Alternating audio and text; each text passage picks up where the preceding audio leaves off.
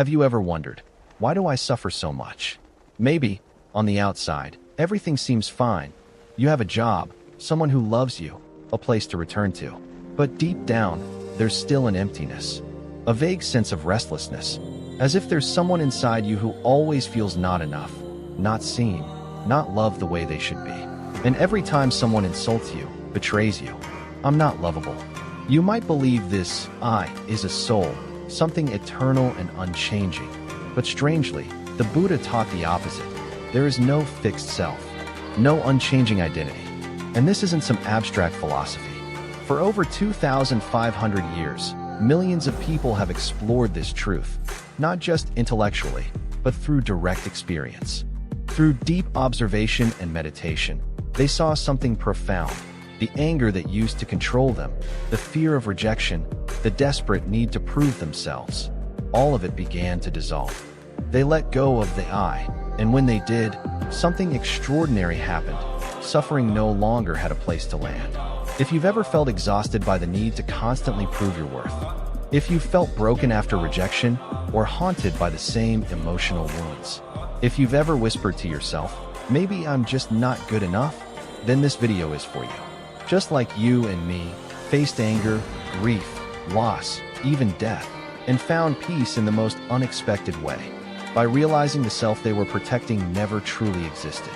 A mother loses her child, and instead of going mad with grief, she comes to the Buddha. With just one question, her tears dry. A man is humiliated in public, yet instead of lashing out, he smiles. Why? Because he no longer sees as self that was insulted.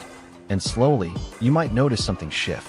The things that used to make you angry, anxious, heartbroken, they may begin to feel lighter. Not because life got easier, but because you began to look with different eyes. With eyes that are no longer blinded by the ego. You don't have to become a monk. You don't have to renounce the world. But by seeing that what's holding you back was never really you. And now, if you're ready, let's begin with the first story. Exploring Anattā through timeless Buddhist parables. Introduction. What is the self that we keep holding on to? Why do we suffer because of the self? There was once a Reddit post that sparked thousands of comments in just a few hours. What shattered her wasn't just the end of a relationship. It was the feeling that I've been thrown away like something worthless. She wrote, he couldn't eat well or sleep peacefully. He wrote, I can't stand feeling like a failure. I know it was just a job, but I feel like I've lost my identity. I'm no longer me. Stories like these aren't rare. All of us, at some point in our lives, have felt something crumble, a role, a relationship, an identity, and along with it came the haunting sense that we ourselves were breaking apart, as if losing something out there meant losing something essential inside. But why is that? Why does a single insult stick with us for weeks, even when the person who said it has long forgotten? Why does one failure make us feel worthless, even though we know everyone fails at some point? Why does rejection feel like not just a loss of love, but a loss of value? The answer lies in a deep but stubborn illusion, the illusion of I. Since childhood, I went to that school. I was betrayed. I'm sensitive. I'm strong. I'm unlovable. I need to be seen. And once we believe that a solid self truly exists, anything that touches or threatens it feels deeply painful. Buddhism saw this clearly over 2,500 years ago. But the Buddha didn't teach us to hate the self, or to erase our personalities, or to become emotionally numb. He never said we should abandon our roles or disappear from the world. What he pointed to was this. I is not a thing. It's an experience. But because we don't see that clearly, we keep getting dragged around by it. The self tells us, they hurt me. I didn't deserve that. The self says, I must succeed, or I'm a nobody. The self whispers, I need their love to feel whole. And so we run, we react, we fight, we repeat suffering again and again, all in the name of protecting something that was never solid to begin with. In Buddhist teachings, the concept of Anattā, non-self, is the key to breaking this cycle. But don't worry, it doesn't mean you don't exist. It simply means what we call self has no independent, permanent core. Everything we identify with, the body, the emotions, thoughts, memories, longings, they are all impermanent, ever-changing, and none of them on their own can be called me or mine in any absolute sense. Understanding this doesn't happen overnight. It's not an idea to believe in. It's something to see for yourself, slowly, through deep observation and honest reflection. But when the light of non-self begins to shine through, the pains that once seemed so overwhelming begin to loosen their grip. Not because life got easier, but because the I they were hurting was never as solid as we thought. In the next chapters, we'll walk through stories, simple but profound, that illuminate this truth. They don't ask you to believe anything. They simply invite you to look. Look gently. Look clearly. Because maybe, just maybe, you've never truly been free. Not because someone tied you down, but because you were too afraid to lose this self you thought was real. Part 1. How the self is formed. Before we can let go of the self, we must first understand where it comes from. After all, no one clings to something for no reason. The self isn't a mistake. It's the natural result of a process unfolding in the mind.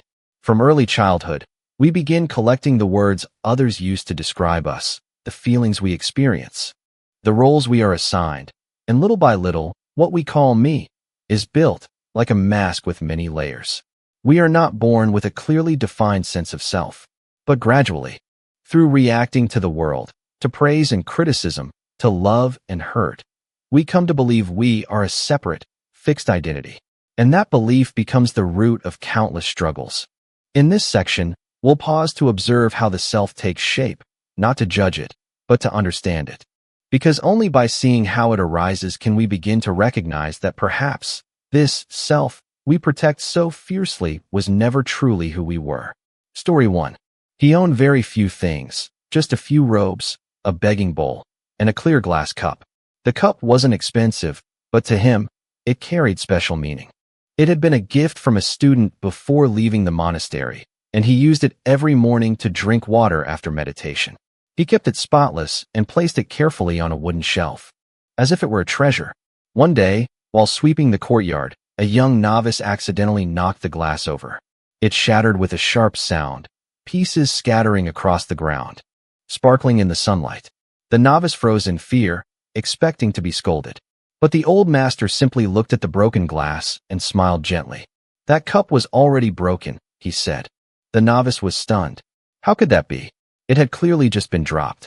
But the old man continued calmly. I've always known that this glass would break one day. It's made of glass, fragile by nature. Each time I drank from it, I appreciated the moment, knowing it wouldn't last forever. So today, when it finally broke, I wasn't surprised. I wasn't sad. In my mind, it was already broken the day I received it. This simple story holds a profound truth about the self and our attachment. Most of us don't just own things, we identify ourselves with them. Our sense of self feels violated. But this identification doesn't stop with objects. It spreads to our reputation, our image, our relationships. When someone praises our job title, our talents, our achievements, the ego grows stronger. When someone criticizes or questions those things, we feel hurt, not because we are hurt in essence, but because the image we carry of ourselves has been cracked, as if someone hasn't just broken a cup, but shattered a part of who we think we are. When the possession breaks, when something or someone leaves, we feel like a part of us is dying. But if we can learn to see, as the old monk did, we'll realize everything we cling to is impermanent. And if it's impermanent, it can't truly be me. The cup's breaking didn't hurt the old man, because he didn't mistake it for a part of himself. He appreciated it, cared for it, but didn't cling. And that's the subtle yet powerful difference between possessing and identifying. When you possess without identifying, you can love without being enslaved. You can cherish without fear. You can lose without collapsing. Here's a question to reflect on. If this thing disappears, will I still feel like myself? If your beloved car gets scratched, do you feel angry because of the damage, or because it touched your pride? If your partner leaves, are you grieving the love, or feeling unworthy, unloved? If you lose your job, and that's not a reason to hate the ego, but to see it. Because only in seeing it clearly do you get to choose. Do I keep holding tightly to a fragile, borrowed identity? Where the morning sun would stream in. Each day, he looked into the mirror to see his face, fix his hair, and check how he looked. At first, my face isn't the same anymore. He began to lose confidence. Every time he passed the mirror, he frowned. At times, he even covered it with cloth so he wouldn't have to see himself. One day, a visitor came by. Noticing the dusty mirror, the guest simply took out a handkerchief and wiped it gently. In a few strokes, the glass was clear again, reflecting the man's face clearly. When we succeed, we say, "I'm special." When we fail, we believe, "I'm a loser." But in truth, all of these judgments, good or bad, are just dust on the mirror. They are not our essence. We begin to live in service of it. We want to keep it polished and perfect. We despise those who might scratch it. We fear anyone seeing the flaws. And we live in anxiety. Because reflections always change, and we keep clinging. The Buddha once said, "There is no permanent self in the body, the mind, sensations, or perceptions." That doesn't mean we don't exist. It means what we usually take to be me is nothing more than a stream of passing images, like reflections appearing in a mirror when light hits it. And when the mirror is covered in dust, we no longer see the truth. So what does non-self, Anattā, really mean? It doesn't mean we vanish. It means we stop identifying with any particular image. And so too the mind. When free of the dust of ego, it becomes clear, light, and unburdened. Are you living like that man?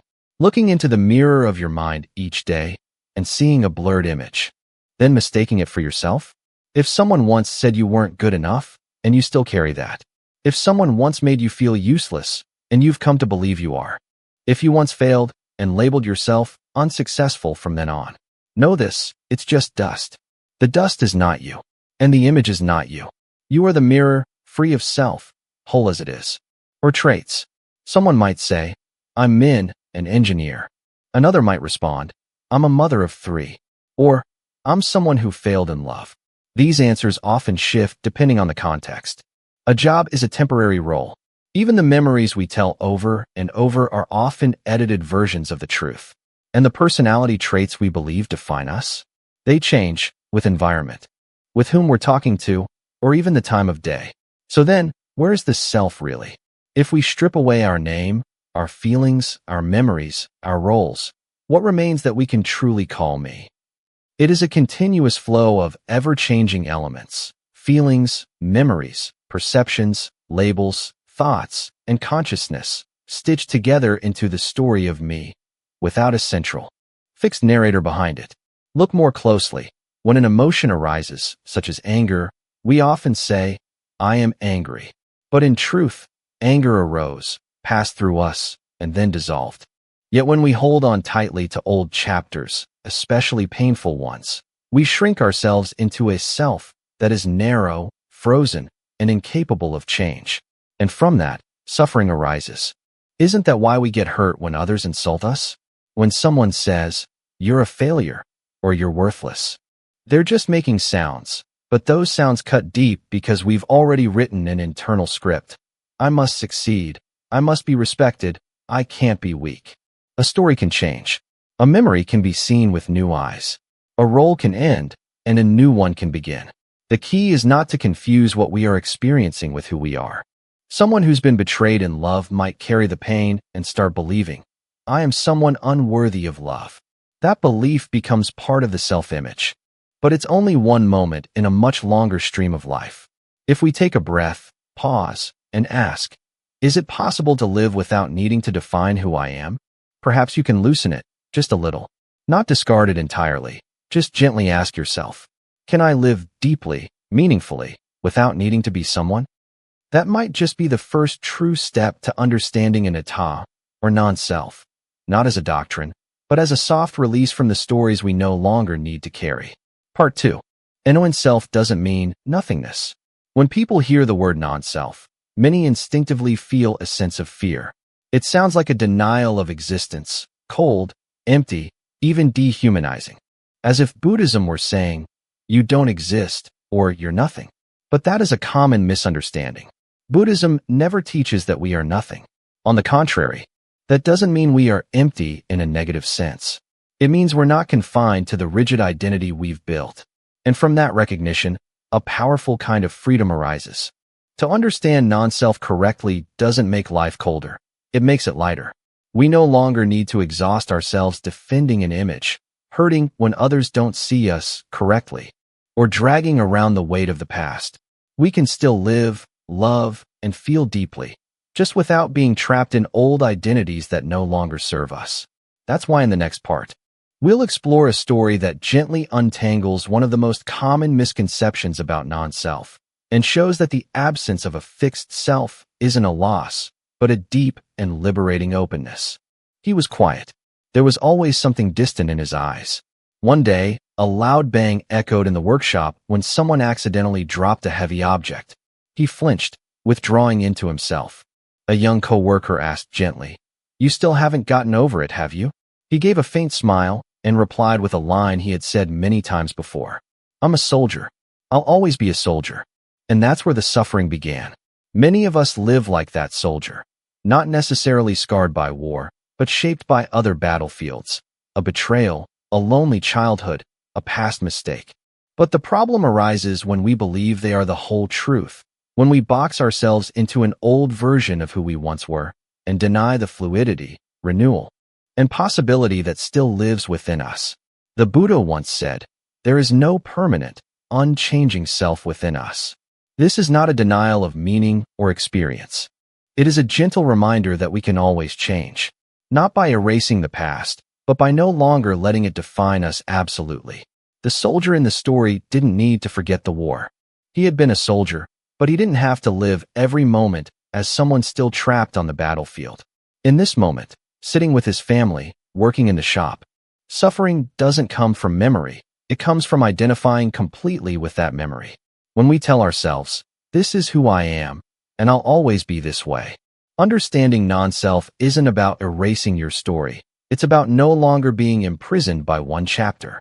And from that space, freedom begins to quietly take root, not loudly, but deeply. He reached down, picked up a small stone, and dropped it into the water. The stream parted around it and continued to flow. "Do you see?" he said. "This stream never clings to a fixed shape. Every passing moment, it is a new flow of water.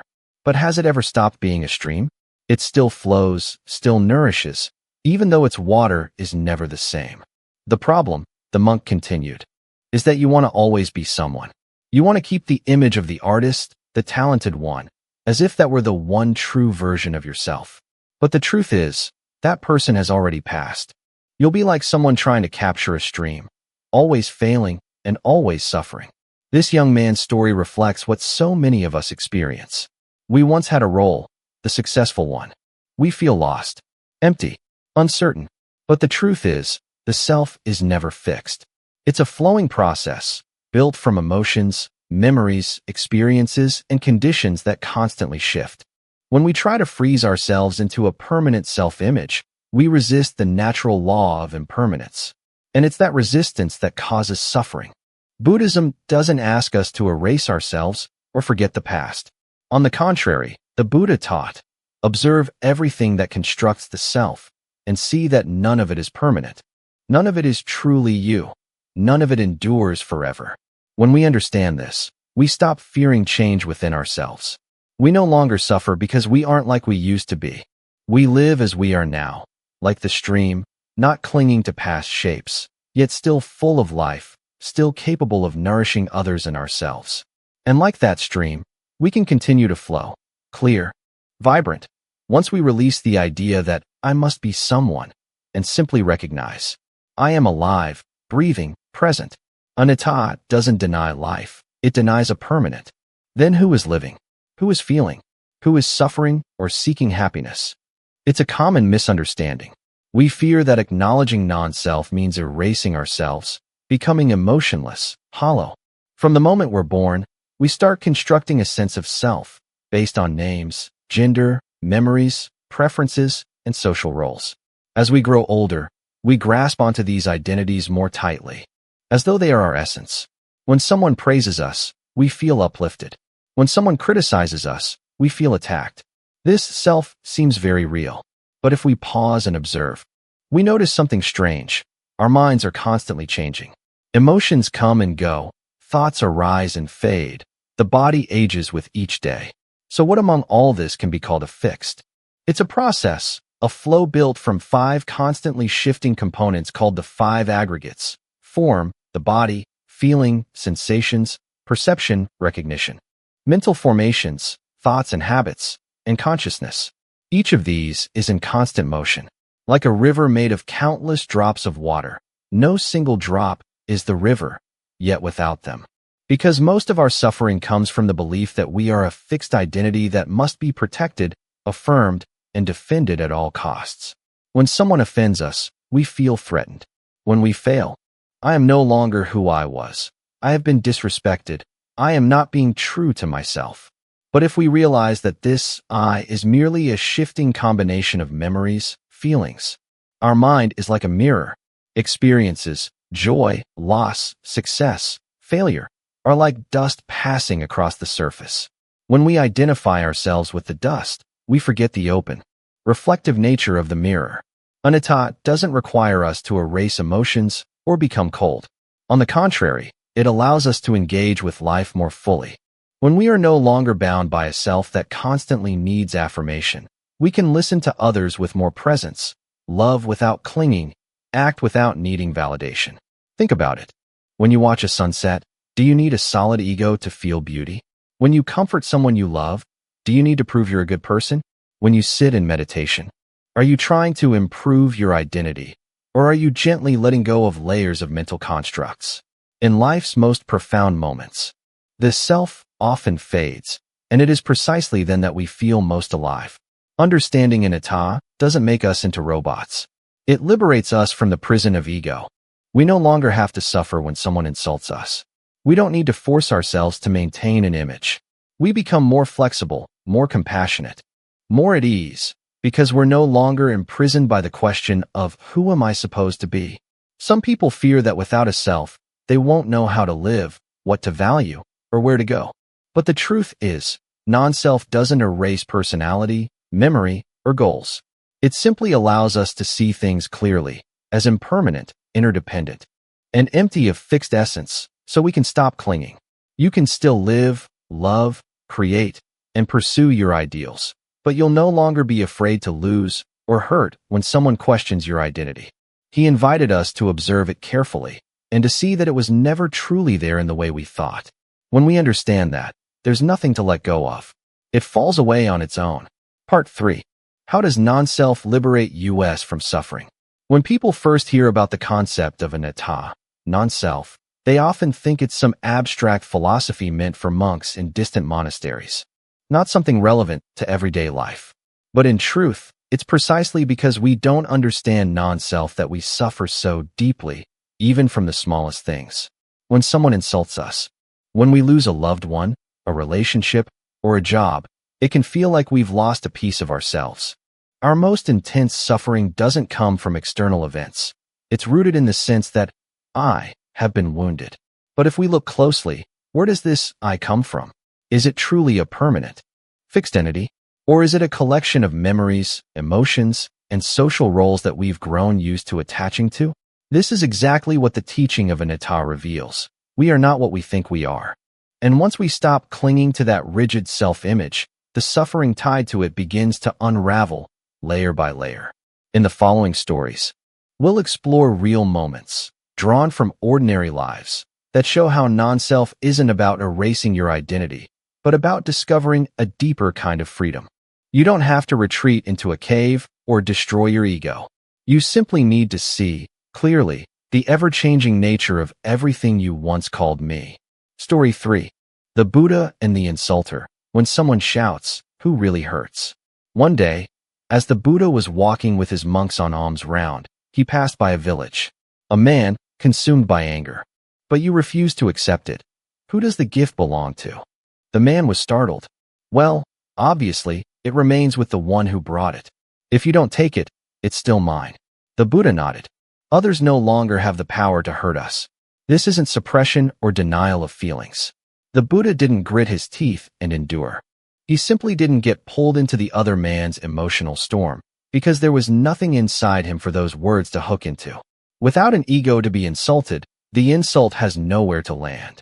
Especially when they strike a part of our identity we feel the need to protect. If someone calls you stupid, and deep down you're afraid that might be true, the words feel like a dagger. But if you no longer cling to any image of needing to appear smart, or to defend against feeling inadequate, Those words pass right through you like wind through open air. Just as with the Buddha. When you no longer react from the fragile ego's defense, you can remain steady. When someone criticizes you, you can listen without shrinking. When someone lashes out, you can recognize. That is their pain, their projection, not who I am. In daily life, we can't avoid misunderstandings, harsh judgments, or sharp words. But we can choose not to let those things define us. As the sense of I softens, the arrows from others lose their power.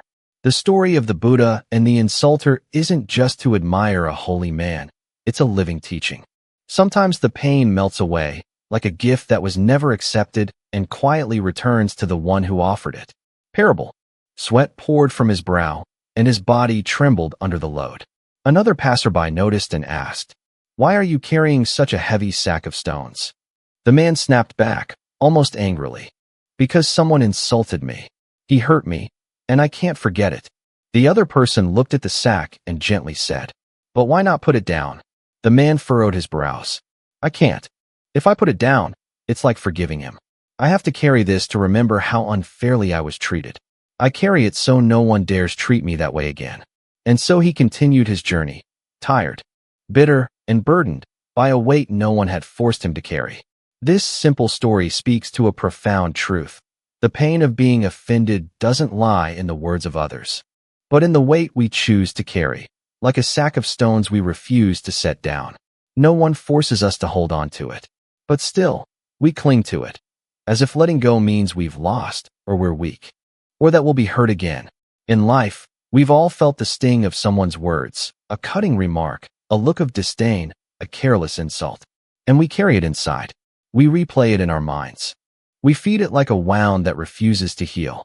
Every time we remember, it hurts again, as though we're rubbing salt into an old cut. But stop for a moment and ask, those words, are they still being spoken? Has the speaker even remembered them? So why are we still hurting? Is it not because we continue to hold them tightly, like the man and his sack of stones? But if that self isn't so solid, if we see words as passing wind, as stones we don't have to pick up, then we don't need to brace ourselves so tightly. We can walk lighter. This doesn't mean becoming numb or emotionless. It means we begin to see that we don't have to react out of habit anymore. We don't have to pick up every word and turn it into a burden. We don't have to build a fragile identity that must constantly be defended. Some might ask, if I don't react when insulted, does that mean I'm weak? No, not reacting is not weakness. It is inner strength. A calm knowing that others' words do not define who we are. That clinging to anger and resentment only prolongs our own suffering. The sack of stones wasn't a gift someone gave us. It was something we gathered, tied to our backs, and refused to let go of. Every step becomes heavier, not because the path is difficult, but because we insist on carrying what we don't need. But right now, you can put the sack down. You don't have to force forgiveness. Just see clearly that you don't want to carry it anymore. Gently. Without anger, without blame, just let go and take your next step, lighter. We're not protecting ourselves. We're protecting a constructed self. Why is it that some people can walk away from criticism unaffected while others crumble under just a glance or a passing comment? The answer doesn't lie in the weight of the words, but in what those words touch. The pain doesn't come from outside. It arises from something inside us, something we call self. Most of us don't realize this. What we tirelessly defend every day isn't our true self, but an image, a structure built from memories, experiences, the longing to be acknowledged, and the fear of being rejected. When someone insults us, dismisses us, or simply fails to treat us as we expect, the pain isn't from wounded skin, it's from a threatened idea of me. But in all those reactions, what we're really trying to do is not heal, but repair the image of me that got scratched. We think we're defending ourselves, but in reality, we're defending a mental construct labeled the self, an illusion, but one that dominates much of our inner world. Imagine you're carrying a precious glass vase on your shoulder. This is the self you've carefully shaped over the years, intelligent, capable, kind, respected. Then one day, someone calls you stupid, selfish, or unimportant. That moment feels like they've hurled a rock at your prized vase. You panic. I'm not like that. How dare they think of me that way? I have to prove them wrong. But ask yourself, Are you really hurting because of what they said, or because that vase just got a crack? The self is not formed from some eternal core within. It is made up of accumulated sensations, memories, social roles, and reactions from others. Every compliment adds to it. Every criticism shrinks or wounds it. And so, we spend our lives trapped in a never-ending game, trying to keep this self-image from being hurt, belittled, or misunderstood. But here's the paradox. The larger the ego, the more fragile we become. Those who let go of rigid identities have extraordinary freedom. They can hear criticism without feeling diminished. They can fail without feeling ashamed. They can be misunderstood and feel no need to justify themselves. Because they aren't living to protect an image, they're living to witness how things truly are. Instead of reacting impulsively, you can pause and observe. What inside me just got hurt? Why do I feel the need to defend? And you'll discover something strange. The ego is angry, wants to argue, to clarify, but the stillness beneath it is untouched. That part doesn't need to fight to survive. It only observes, understands, and quietly smiles. That's when suffering begins to fall away. When we stop trying to maintain a perfect ego, we're no longer afraid of being hurt. When we see that "I am offended" is just a mental reaction, not an absolute truth, we can lay that burden down. We think we need to protect the self as if it were our very life. But in fact, the more we protect it, the more imprisoned and hurt we become. Freedom doesn't come from making the ego invincible. It comes from realizing there's nothing to be invaded in the first place. Part 4. The illusion of self in relationships. We often believe that the pain in our relationships comes from the other person. They're careless. They betrayed us. They don't understand. But have you ever paused to ask, why did those words hurt me so deeply? Why does their silence leave me feeling so hollow? And why, when love ends, do I not just feel sadness, but as if I've lost a part of myself? Perhaps the answer lies in how deeply we've invested our sense of self in the other. We feel betrayed, abandoned, deeply wounded. But if we can see this clearly, that the pain doesn't always come from them leaving, but from me no longer seeing myself through them, then a door to freedom opens. It's the place where we can enter love without clinging, connect without losing ourselves, and accept change not as a collapse of the self, but as a part of life unfolding as it must. Story 4. The mother and the child who no longer listens. He's not what I wanted him to be, so I've failed. The child wasn't just a part of her life. He was the entire meaning of it. She often said, I live for my son. As long as he grows up well, I need nothing else. But as he grew up, he began to drift away. He was no longer obedient, no longer dependent. He started to resist, to make his own decisions, and sometimes said hurtful things. One day, in a moment of anger, he snapped. Stop interfering in my life. I don't need your control. She was stunned. All those sacrifices she thought were sacred were now being rejected. Her love turned into a burden. She began to question herself. What did I do wrong? Maybe I'm a terrible mother, or I've failed. If my child isn't obedient or successful, then who am I? This kind of pain isn't unique to mothers. It appears in every role we identify with: father, wife, ideal son, boss, perfect employee.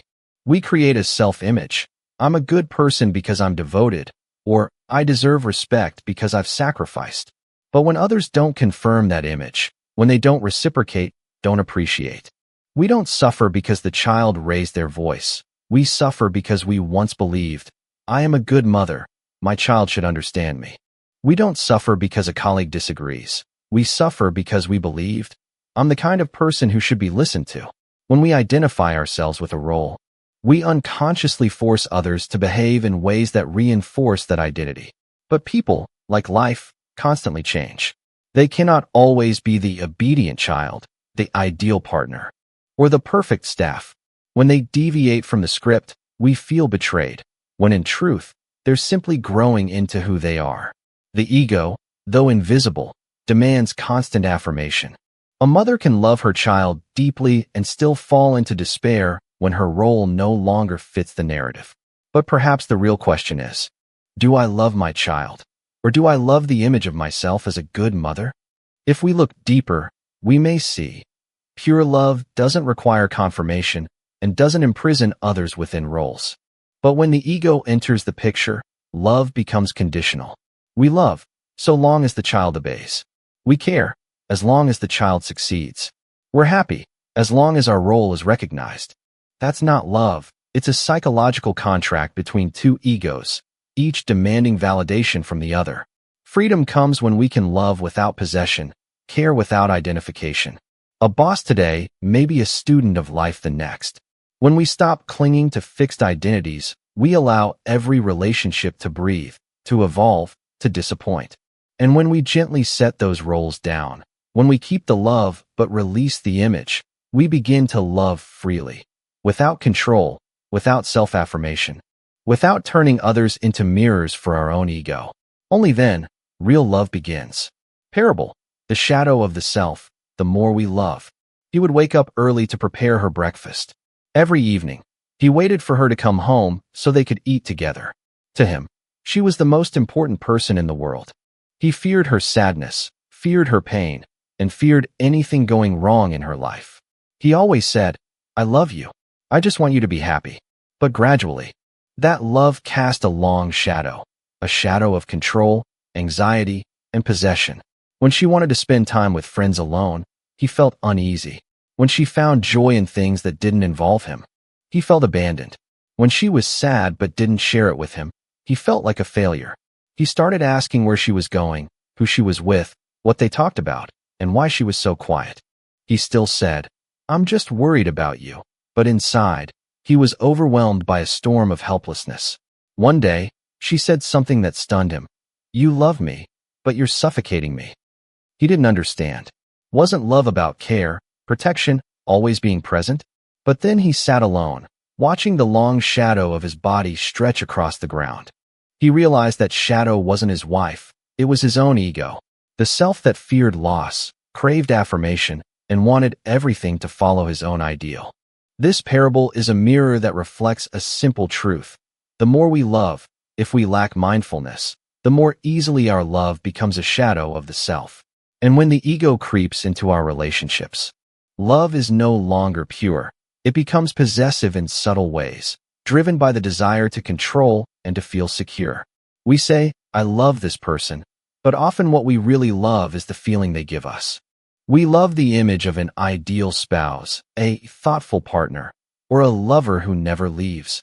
And when that person no longer matches that ideal, we feel hurt. But the pain doesn't come from them. It comes from the ego not being validated anymore. When love is tied to expectations, when care comes with conditions, affection becomes a chain. We want the other person to be happy, but on our terms.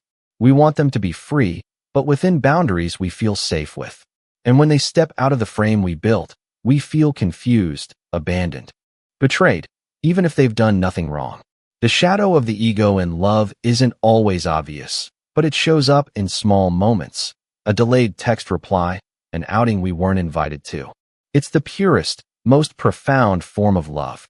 When we love without tying the other person to our own happiness or self-worth, we allow them to be who they truly are, instead of who we wish them to be. We don't need to hold on to them out of fear. We let them choose to stay out of freedom. Love without ego is like sunlight, warm, gentle, and unconditional. It doesn't need to possess to feel safe. The shadow of the ego will always follow us if we're not mindful. But when we see it clearly, we don't need to get rid of it. Just stop letting it lead our hearts. Then, love becomes an open act of presence, no longer a beautiful cage for those we claim to love. True love without possession, how Anattā frees our heart. Love by instinct is one of the most powerful and beautiful emotions a human being can experience. But precisely because it is so intense and profound, love easily becomes fertile ground for the ego to take root, grow, and subtly take control. When we say, "I love you," we are not merely expressing a pure emotion toward another. Unconsciously, we are also inserting layers of expectation, identity, and self-definition based on the role we play in that relationship. We love, but we love with an ego, and that ego wants to hold, protect, control. Rejected, abandoned. We feel jealousy not out of true love, but because the ego feels threatened, no longer at the center of attention. We feel sorrow not just because the other doesn't care anymore, but because the ego has become attached to the role of being cared for, valued, and emotionally fulfilled. Buddhism does not ask us to abandon love. On the contrary, love, when seen in the light of anattā, non-self, becomes clearer, more expansive, and more enduring. When we let go of the illusion of a fixed self, the me, who deserves love, who owns love, who must play a central role in the other's life, only then can we truly love unconditionally. At that moment, love is no longer a transaction. I love you, so you must act this way. Roles in relationships are temporary, and no one truly belongs to anyone. When we stop defining ourselves by relationships, I am their lover, I am the husband/wife, I am important to them, we begin to free ourselves from the burden of clinging, controlling, or forcing the relationship to remain in a specific form. Freedom in love doesn't come from a lack of commitment or labels, but from an internal release, letting go of the need for validation, letting go of expectations of permanence, letting go of the roles the ego clings to for a sense of worth. Love then ceases to be a platform for self-assertion and becomes a natural expression. We love not because we lack something, but because we understand. To love without possessing does not mean to be indifferent. On the contrary, it means to be fully present, to deeply listen. To love without conditions does not mean to expect nothing at all, but to release unconscious demands that the other must make us happy. We learn to take responsibility for our own emotions, and we grant the other the freedom to be who they are, even when that doesn't match what we hoped for. And strangely, when we stop clinging, love has room to blossom.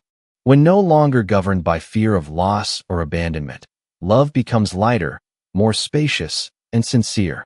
The other is no longer a means to satisfy our emotions, but a real person, with their own joys and sorrows, their own path on which we may walk alongside, but never own. In the light of anattā, we are no longer, I love, there is only loving happening. Love is no longer tied to the ego, no longer confined within the story of me and you, but expands into a natural state of consciousness. A state without separation, without struggle, without fear. Such love does not need to be reciprocated to exist. It is not hurt by change, because it is not attached to form, role, or a self in need of protection. So, anattā does not make us love less. It enables us to love more truthfully. We no longer love because we need, but because we understand. No longer to fill a hole within ourselves, but from a mind already whole, ready to give.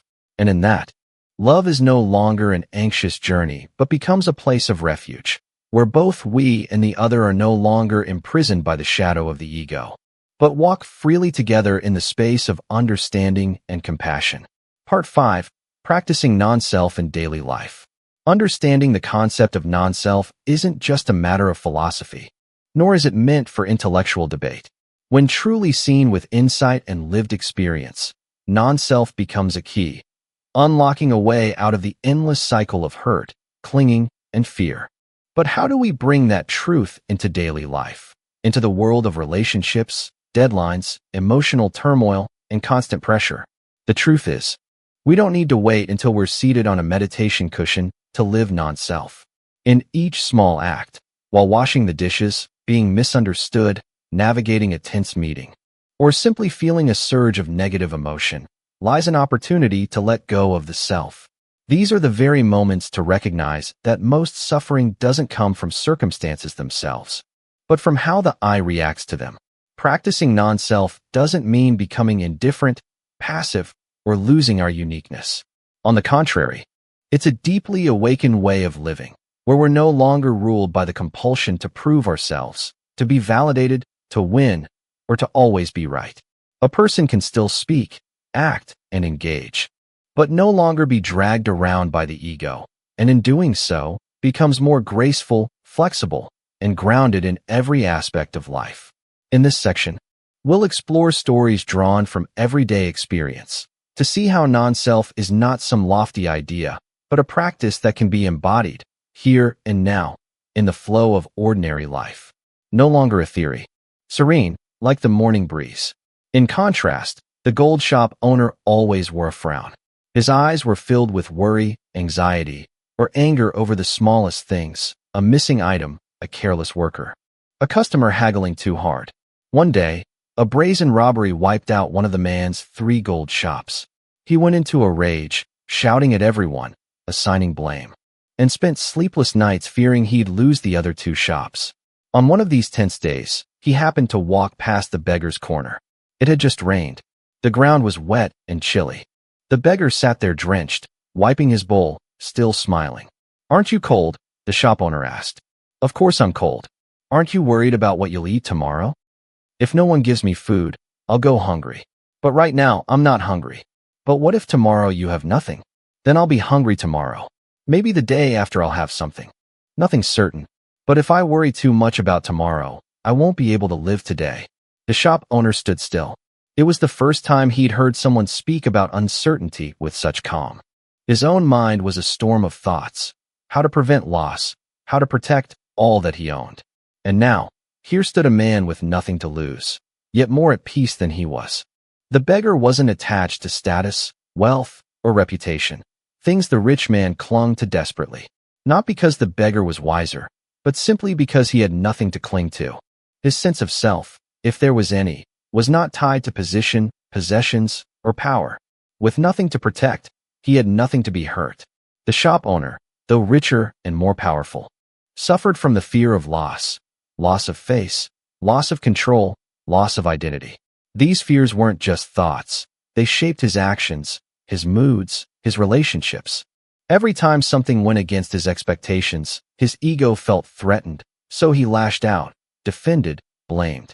His suffering didn't come from what happened, but from his need to protect a self-image built over years. "I am successful. I am the boss. I cannot fail." The beggar wasn't happy because he was poor, but because he had nothing to fear losing. The shop owner wasn't suffering because he was rich, but because he was chained to the image he had created. So what do we see in this story? Not a glorification of poverty, nor a rejection of success. Rather, a deeper truth. Real freedom doesn't come from how much we own, but from how much we're willing to let go. The more inflated the ego, the more it tries to control everything, and the more it suffers when life inevitably changes. Wealth can be lost, reputation can fade, roles can shift. But if we don't identify with those things, we're not swept away when they do. Anattā, or non-self, does not mean denying life. It means living openly, without having to constantly protect an image. When there is no ego to defend, you step out of the invisible war with the world and with yourself. And then, happiness is no longer held hostage by circumstance, but arises from a genuine inner freedom. Transformation in action. Doing good without, "I must be recognized." Have you ever done something kind and felt disappointed when no one acknowledged it? You helped a colleague, and they didn't thank you. You did most of the group work, and someone else got the praise. You were kind to a family member, and they responded with coldness. In such moments, a wave of discomfort rises in the mind. I feel ignored, or they don't appreciate me. Even though your initial intention was good, you end up feeling frustrated or even hurt. Why? Because deep down, there's still a hidden desire for someone to validate our sense of self. Wanting to be acknowledged isn't inherently wrong. It's a deeply human need. But when recognition becomes the main motivation behind action, suffering inevitably follows. When no praise comes, we feel discouraged. When misunderstood, we grow angry. When others get credit for less effort while our hard work goes unseen, we feel injustice. But the real source of pain lies in the need that says, "I must be recognized." A good deed, if bound to the ego, becomes an invisible transaction. I gave to you. Now you owe me gratitude. I helped you, so you should admire me. The ego rarely demands material rewards. It wants subtler things like attention, respect, admiration. But life doesn't always align with what the ego expects. Not everyone sees what we do. Not everyone has the sensitivity to notice quiet kindness. And so we start to feel hurt, bitter, or withdrawn. We no longer feel like doing good. Practicing non-self in action means learning to do good simply because it is good, not because it feeds the ego.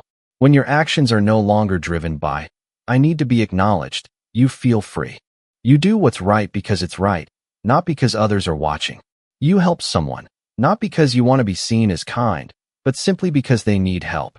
Your action comes from awareness, not from a self-seeking validation. Of course, this is not easy. Since childhood, we've been conditioned to chase approval. Do well, and we're rewarded. Be praised, and we feel joy. Thus, the inner machinery of I, action, reward, was built. By adulthood, the ego demands more refined rewards, reputation, admiration, being seen, or at the very least, someone must know I tried.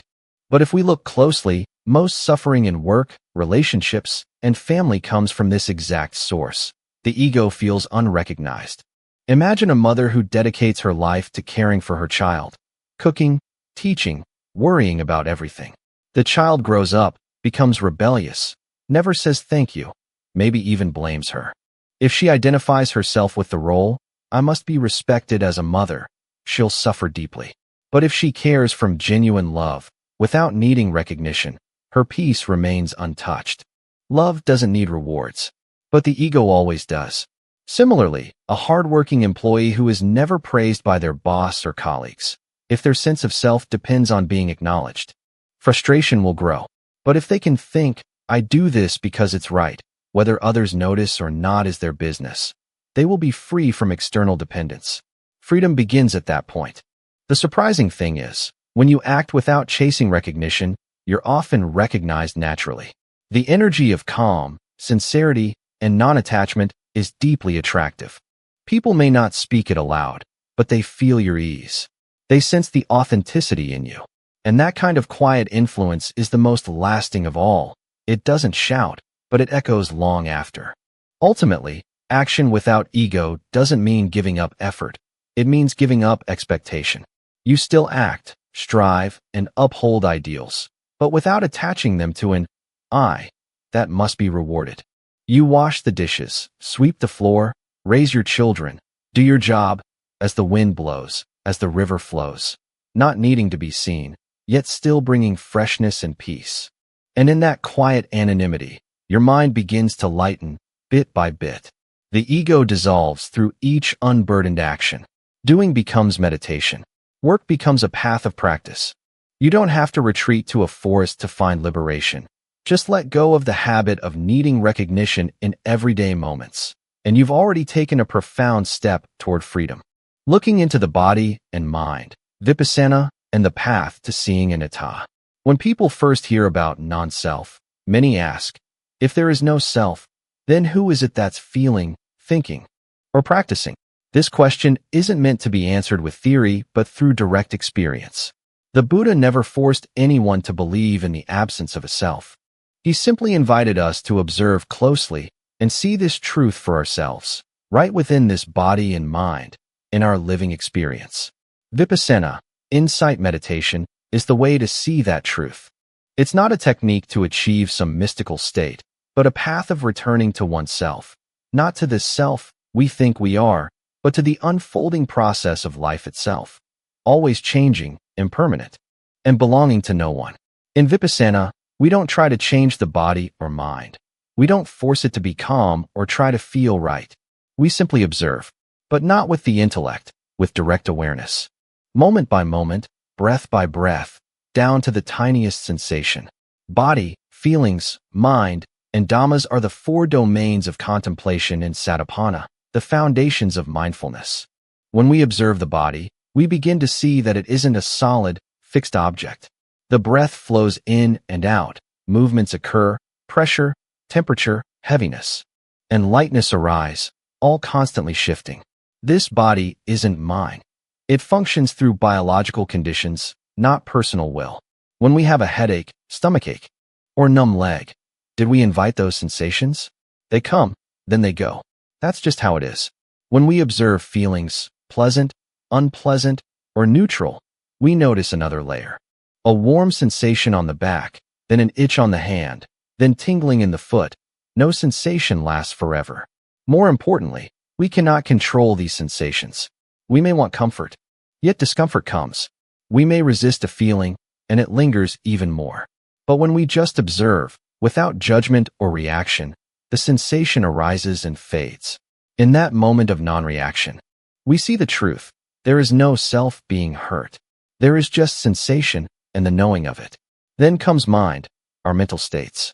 The mind may be filled with greed, anger, delusion, restlessness, or calm and clarity. But no state lasts forever. The mind is like a river.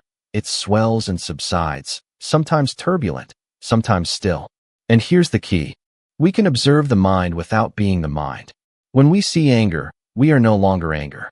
When we recognize the mind's urge to control, we create a space between awareness and impulse. In that space, we are no longer ruled by it.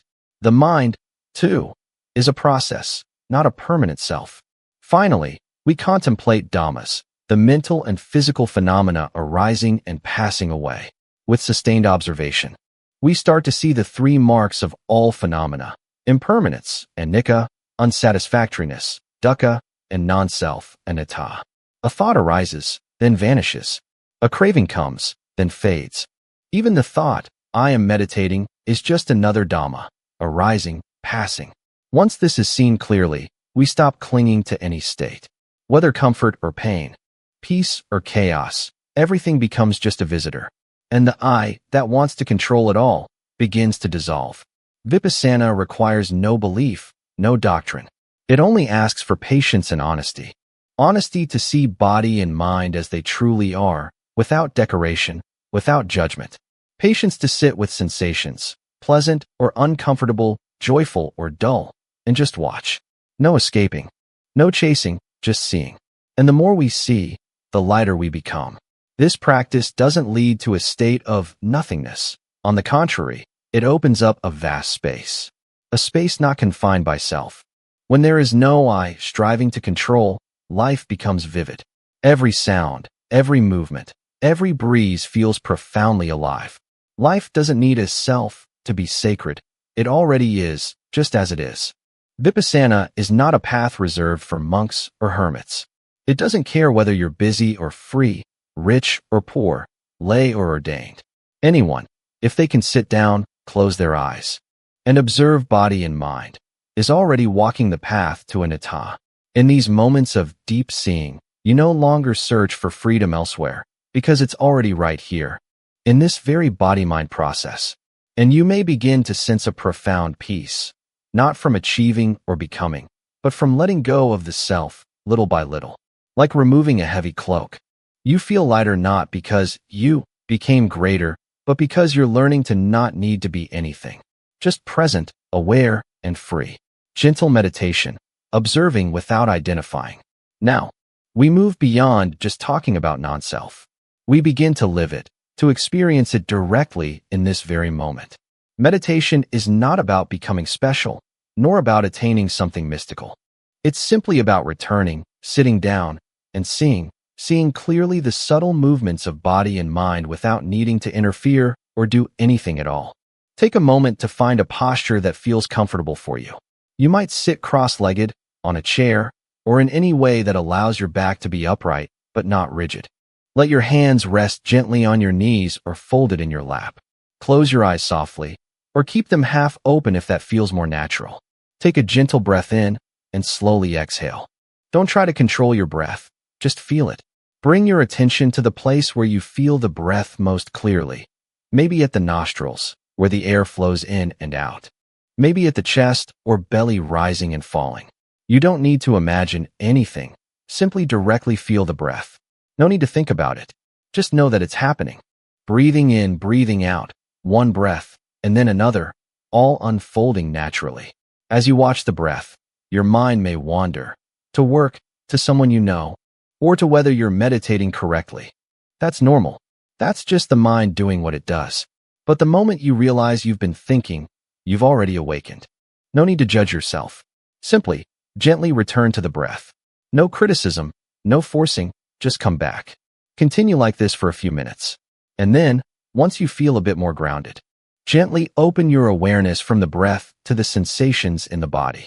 You may notice warmth in your back, tightness in the shoulders, a slight itch in your hand, or heaviness in your legs. You don't need to change any of it. You also don't need to label it. Just note, this is a sensation.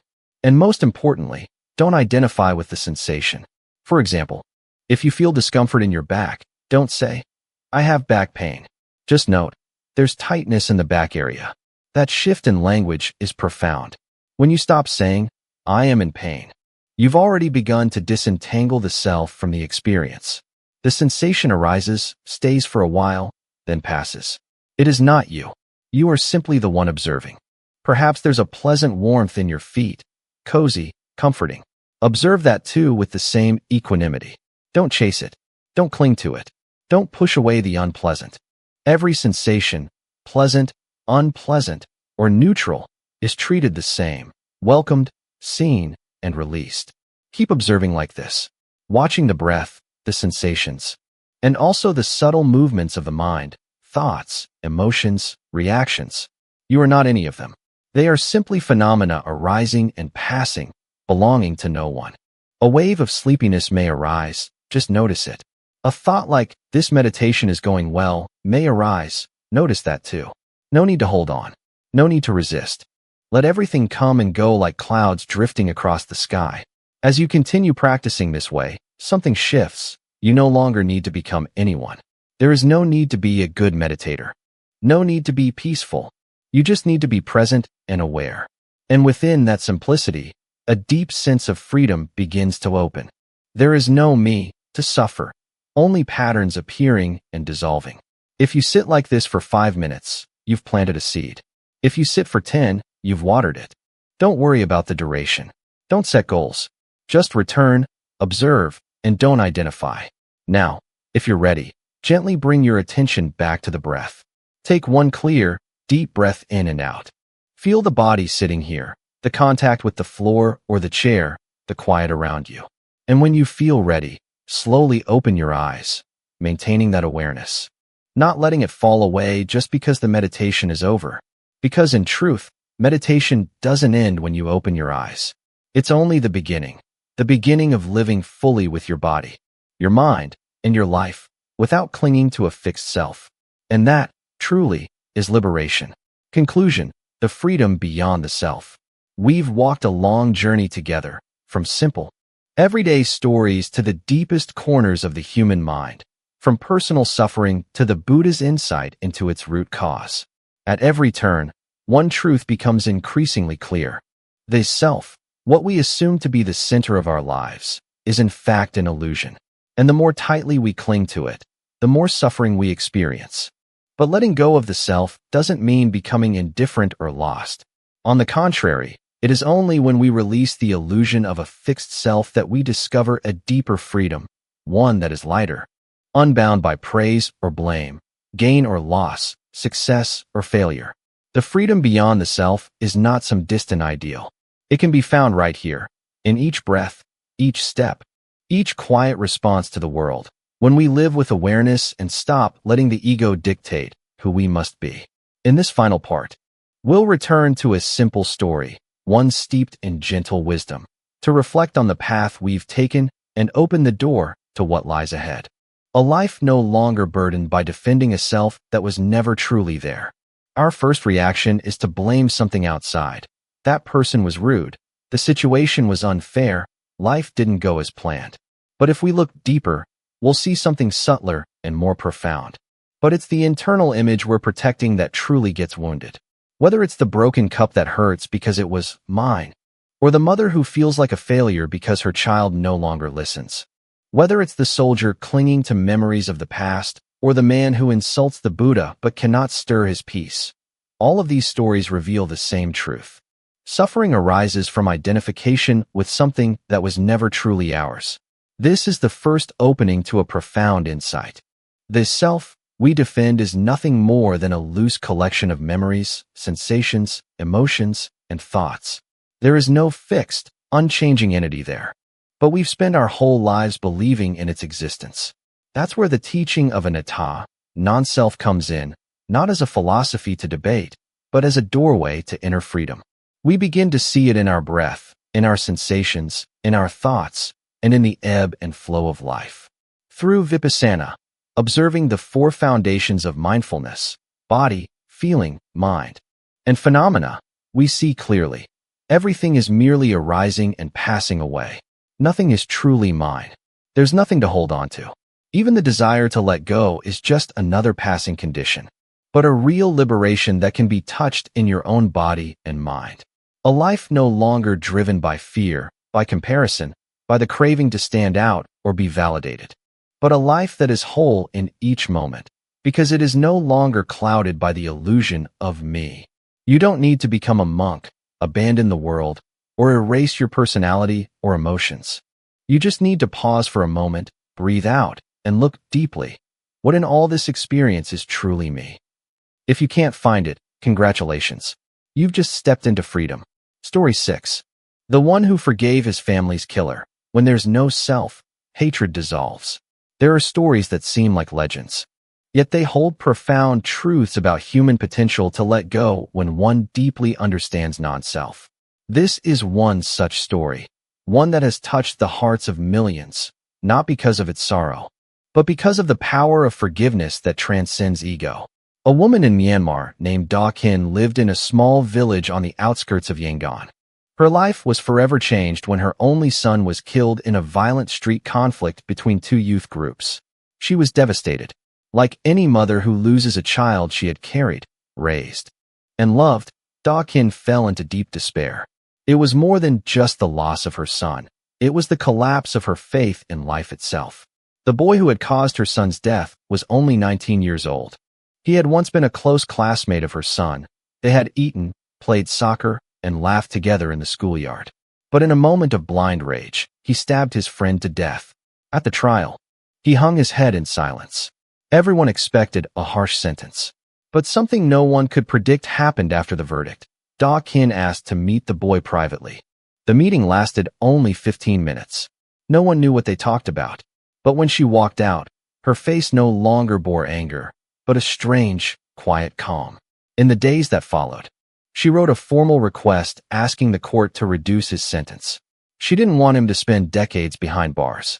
She wanted him to study, to rebuild his life.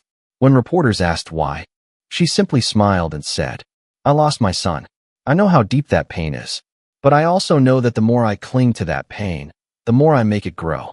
If I keep telling myself this is my pain, my injustice, my loss, I imprison myself in those words forever. I cannot change the past, but I can choose not to pass the hatred forward." When asked how she could let go so completely, her answer was simple. "I meditate. I observe my emotions. I see clearly. Every time I think, I am the mother of a murdered child. I am the one who's hurting. I must take revenge." The anger rises and the tears flow. But when I just sit, breathe, and look deeply at the feeling, I see that everything is just a passing phenomenon, arising and fading. They saw a young man atoning with his full heart, and a mother who had transcended all ideas of right, wrong, blame, forgiveness, to live with a heart no longer imprisoned by ego. This is what non-self truly offers. Not coldness, not emotional suppression, but a love without limits. Because there is no me to defend and no other to blame. When the self dissolves, the heart opens. Forgiveness is no longer a grand moral act. It is simply what naturally arises when we are no longer bound by the pain of I. This story is not just moving. It's a powerful wake-up call. True freedom does not come from erasing pain, but from no longer identifying with the one who is hurt. When there's no self to protect, no other to resent, then even the deepest wounds can transform into compassion, and every scar can become a doorway to awakening. If you were no longer bound by the self, how would you live differently? We've journeyed far together, through seemingly insurmountable suffering, to the gentle unfolding of the truth of non-self. You don't need to answer right away. You don't need to think deeply just yet. Just let the question ring like a soft bell within you. If you were no longer clinging to the image of, "I am this kind of person, I need recognition, I must achieve that," how would your days unfold? Perhaps you would move through work more lightly, no longer driven to prove your worth. Perhaps you would listen more deeply, no longer quick to react in defense of your opinions. Perhaps you would love more fully, free from the need to possess, control, or expect. Perhaps you would face difficulty with more courage, because there would be no fragile self to protect, only clarity and strength to move forward. Perhaps forgiveness would come more easily, not because you're weak, but because you no longer hold on to the image of, "I am the victim," or "I was betrayed." When there is no self to be insulted, Forgiveness arises as naturally as wind passing through leaves.